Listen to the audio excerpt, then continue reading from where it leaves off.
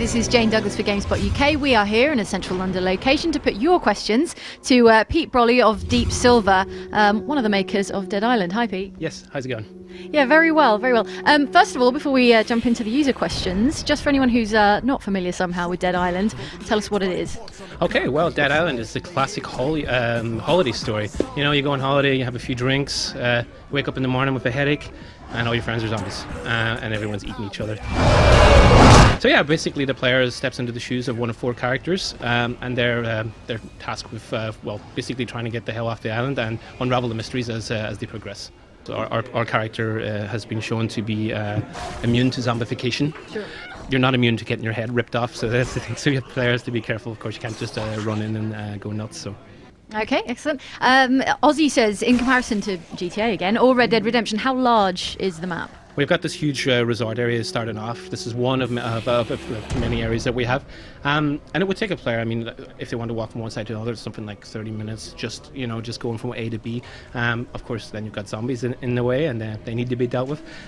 So we have vehicles as well, and they are actually going to feel necessary as well.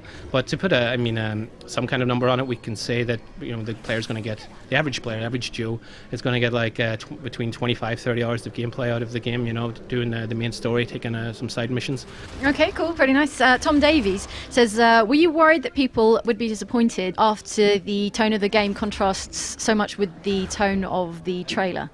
Well, I wouldn't say the tone of the game contrasts so much. I mean, with the trailer, we sat down and first and foremost we wanted to put across the atmosphere of the game, the feeling of the oppression with the zombie apocalypse, and this is why we chose the family in the trailer.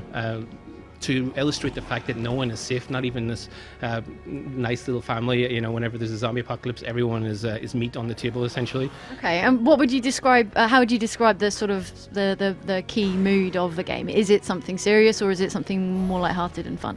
No, we're absolutely saying it's serious. I mean, we want to move away from the slapstick nature of zombies. I mean, if I had to use one word to describe Dead Island, I would probably use the word visceral. Is what we're going for.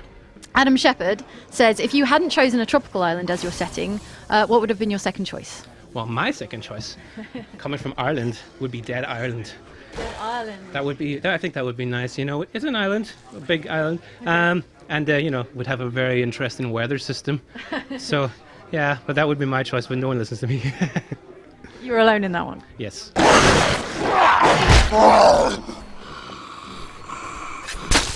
Ben Leslie says, will there be chainsaws? I'm not talking about chainsaws. We're not talking about chainsaws today. No chainsaw. So you're saying Ben's going to have to wait and see, or you're saying probably no to the chainsaw? I'm just going to say wait and see what kind of weapons he'll find. Maybe Okay. There'll be something better than a chainsaw. All right, Ben. Better than chainsaws. There you go.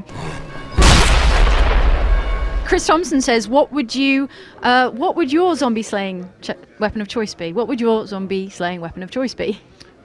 Well, I've read Max Brooks, of course, so I'm. I would have to, I'd have to say the machete, of course. Nice, clean weapon. Doesn't take too much to maintain. But talking about Dead Island and weapons you can create, I'm a big fan of the sticky bomb. So where we have a small knife, we've got some components we put together. We make basically an explosive knife. So you can use it normally in melee, and then when you're getting a little bit bored of it, or it's wearing down a little bit, then you can throw it, sticks into the zombie. After a few seconds, it's going to explode. And as we've seen here today, when we're playing 4-player co-op, it's always a good idea to let your friends know that you're going to do that as well, because kaboom, and there's bits everywhere. So. Okay, so like you implied, the weapons they degrade with use. Yes, absolutely. For example, there's in one area we have a garage where once you clean the zombies out, as a reward, this opens up and you can get some different items, and there's always like a workbench there where you can repair your weapons. So the players always given an opportunity to keep their weapons in shape. So if they have a favorite weapon, they can really look after it and hang on to it as well. So that's something that we are quite happy with. Classic slow zombies or kind of new fast zombies? What's your personal preference, and what's Dead Island's preference? Well, my personal preference is the old, the classic George Romero zombies, of course. I mean, they're sometimes you think that they're not so dangerous, but whenever that's the power of the zombie. Don't underestimate the zombie. You might run into the wrong corner and you're going to be overwhelmed by these slow zombies. But Dead Island, we like to say we have something for everybody. William says, is there any celebrity you would have liked to include in Dead Island as a cameo appearance? Oh, well, I like what Plants vs Zombie did with Zombie Michael Jackson, but I Right. guess that is not in very good taste at the moment. So, yeah, or Bill Murray, of course.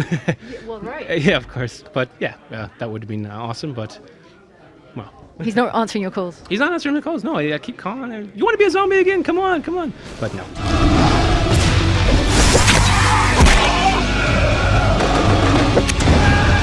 So final question, the obvious one. When can we expect to see the game and for what platforms? So Dead Island will be on store shelves for Xbox 360, PS3 and PC on the 9th of September.